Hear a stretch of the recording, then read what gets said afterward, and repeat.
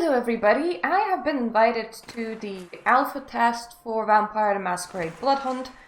Thank you for the developers for the key, and I decided to make a review as the game was in its alpha phase. This is not how it's gonna be when it's completed, but I think that if I get a key, it is important that I actually deliver them feedback. I don't actually know whether they're using their alpha just to promote the game or whether they actually want feedback, but I am gonna deliver some feedback regardless.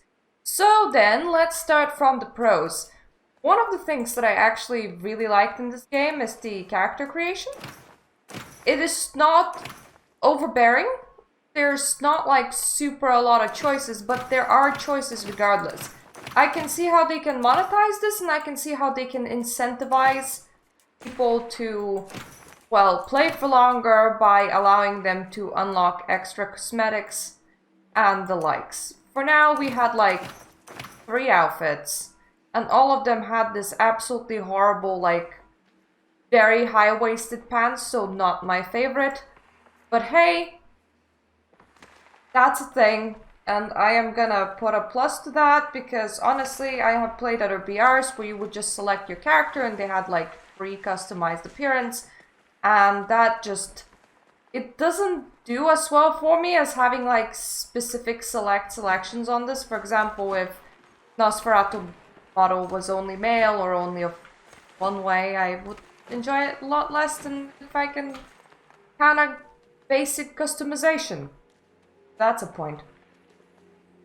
I did enjoy emotes in this game. There is quite a few. This is, for example, the very, very dorky dancing that you can do. I don't think that they serve that much purpose inside the game, because social features are really, really lacking right now, and I didn't actually see anyone actually using them. It's not the kind of game where you can actually take the time to use them. Even at the kill cams, people are just not using them at all, but I kinda enjoyed the fact that they're there. They're pretty smooth. It's a point for me. I might have wanted to play for longer if there was the option to customize, to unlock more cosmetics rather. I am absolutely certain that this will be in the finished game, because it just kind of looks like cosmetics would be the main driving force behind the game like this, especially with how their character creator is set up. So I can see myself being incentivized to continue playing, just not in the alpha where I get absolutely literally nothing out of completing a match. Then, of course, one of the main things that this game has going in comparison to other BRs is your butt is literally made out of butter. So you can slide like it's nobody's business. And inside the game, you can also climb and propel yourself off walls. I will have some game footage running, especially when I start getting into cons, so you will be able to see this. Of course, I'm not just gonna sit here and talk on the main lobby screen, but that is honestly all for the pros. Now, don't get me wrong. It's not an awful game. For a battle royale, it is committing a flaw that's a lot more heinous and a lot worse than actually being a bad game. It's committing the flaw of a lot of people are coming out from the alpha with the impression of, it's alright. It's alright. That's about the impression that I got, honestly. It's alright.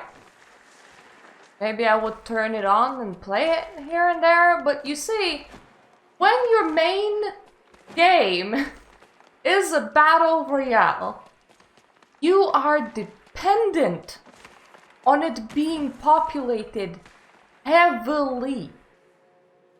And if everyone's gonna just take it Anyone's gonna come out from this going, ah, it's alright.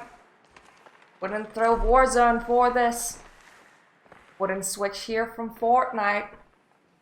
It's okay to turn on here and there. You're not gonna have a population. And it's just the choice of the kind of game that you're making, the kind of game you decided to make, and that's just how it is. It's one of the main things that are really, really going against it. But let's get into cons. So first is a big con. The whole map looks too samey. Hyperscape is not a battle royale that's doing very well or is very alive right now, which is why I do not play, because I do not enjoy playing with the exact same people every single time when I am in the lobby. Or then you're just playing against players that are really, really good at this game, for there are no more casual players just floating in. You really do depend on there being a whole big audience for this, a whole bunch of people queuing all the time. But their maps, they were distinct. They did what you're trying to do, which is a city map. But they colored the blocks in a specific way. They put really, really big attention-grabbing pieces of environment. Like, there's a huge construction site. It's like right at one side of the map. There is a huge palindrome on another side of the map. You can come in and you can like jump around and there's items hidden all over it. There's this huge metro building with a lot of floors, metros coming through it on another side of the map. Every single little piece of map had like this kind of major building in the middle of it that was just big space. It was very distinct, very easy to see from a distance. You're doing realism. You're actually trying to do Prague, and I don't actually know how well realism goes down for battle royales. I don't know of another battle royale that tried to do a realistic map, because one of the issues with realism is that because you're using colors, because it's nighttime, because all of the buildings are fitting into the same style, I can't visually tell where I am. I can open a map and I know that maybe 2 meters from me there is a pharmacy, but until I'm like right in front of it, like my nose is like touching the door can actually open, I have no idea. I have no idea because it just looks like another alleyway. It just looks like another building in Prague. Most of the buildings you can't enter, so they kind of just feel like something for you to climb on. And, well, honestly, rooftop tiles, their sound is really immaculate. I enjoy running through rooftops. Nice sound, but it's just a map full of buildings. And I can't tell where I am, unlike in Warzone, where you could be like, oh, I'm in a more rural place, I'm a place with buildings, I'm in a place with a high building. Or in Fortnite, that will use a whole bunch of very fantasy-like elements to make specific places of the map distinct. I can see that attempt was made because I did locate a dance floor and a dance hall. There is indeed a smaller construction site in one of the places that you can spawn, but they're so small, they're such a tiny element on the map, and they merge into the environment so well that until you're like right at that building, you have not a fucking clue that it's like a special building. And this is bad.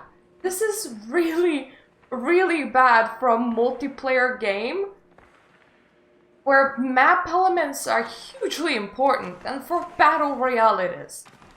For a battle royale it is. I wouldn't even say that you could just like use this map for a regular shooter, like regular battlefield mode, because even those maps are designed with very, very, very distinct sides.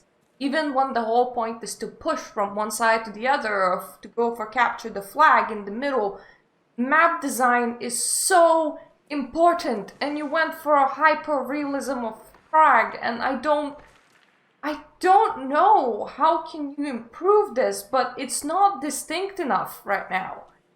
It's not. Then there's the issue that there's 44 people per match. It's less than other battle royales. Most battle royales go for 50 to 100. And the map is just about big enough that, like, I'm gonna say it like this. You wanna get close to winning, just go and sit on a rooftop for 10 minutes. You'll be in the top 10, or the top 9, or the top 8, or the top 7. Because after people kind of slaughter themselves a little bit, after like falling into the places marked as high loot, there's just no people. And the map shrinks fairly slowly. It's a very slow process. You're just like, I'm just gonna stand in here because it's stocked on ammo. What else am I gonna do? I'm not really in the mood to try and hunt other people down. I'm just gonna wait for the map to shrink. And the map shrinks so slowly that you're just stood there waiting. You need to either speed that process up, or you need to be putting more people into matches. You really do. Weapons felt really basic. That's another thing. It's not a good point. I am really bad at these games. I am. I have 1 hour and 20 minutes of footage. I have not killed a single person. I am past the point where I can physically play these kind of games. My migraines get really bad. I can't take stress, which means that I sacrificed a lot in life, but that doesn't mean that I haven't played other games like this, and I do remember playing them, and every single time when you would pick up a weapon, it would be like, oh, this handles differently, and you get this vague sense of, hey, this is my favorite weapon, or hey, I don't like this, and with this one, all the weapons for me are just like one big blur. Couldn't tell you if I prefer an assault rifle or a shotgun. Honestly, they just don't feel special enough that I could tell you my preference. I can tell you that I prefer to use specific abilities over specific abilities, but that's not necessarily the weapon, which is what you're using 99% of the time. In fact, I can't really tell if I'm grabbing a common or a super rare, because to me, that makes absolutely no difference. And if I couldn't pick up that, hey, maybe I love the shotgun more than I do the assault rifle, after playing for like 1.5 hours, a bit more after I record this video because I'm gonna be capturing extra footage, then I'm gonna say that your weapons are just not distinct enough.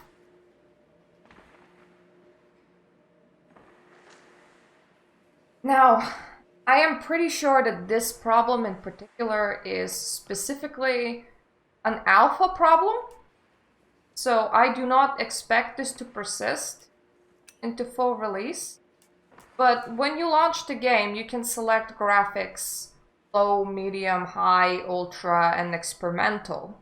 I am currently on high. I was trying to stream this yesterday, and it was really lagging until I limited my frames to 30 frames per second. Like, the frames just kept on going up and down. It would hit 20s at point for me.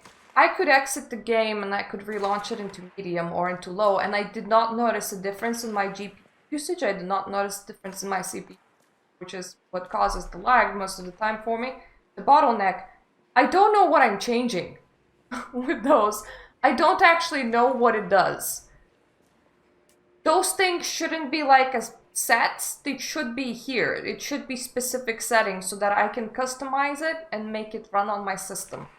This isn't bad system, but this isn't a great system. It's been a while since I had the money to upgrade, which means that I think I'm on NVIDIA 970 right now. If that card's still live, when that card dies, I have a 1050 lying around, which is worse due to the amount of VRAM that it has, mostly.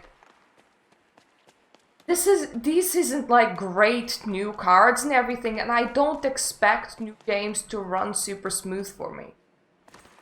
This is a new game, I understand. I don't expect it to be great.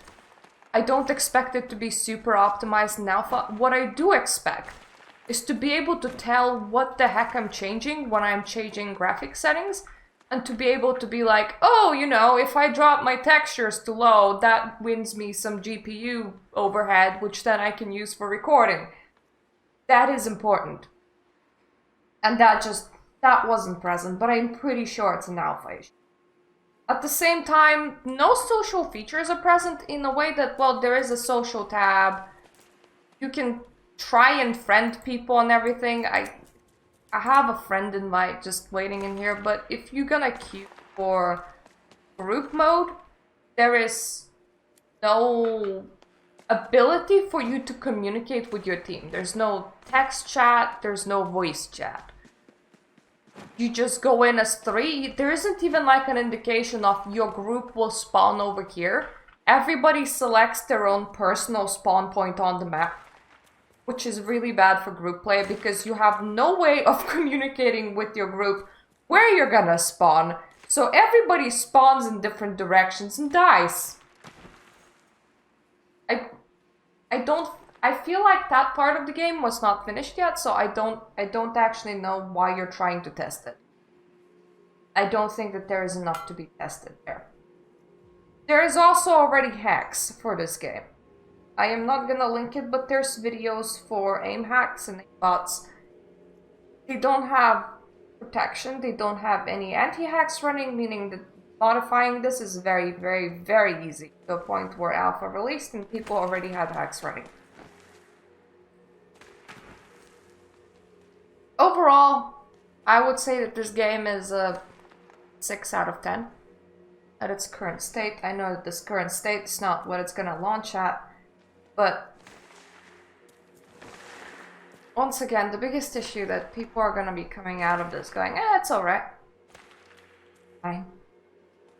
It's just the whole parkouring and sliding mechanic, the whole movement. That is the thing that is attention grabbing about your game, but it's not enough.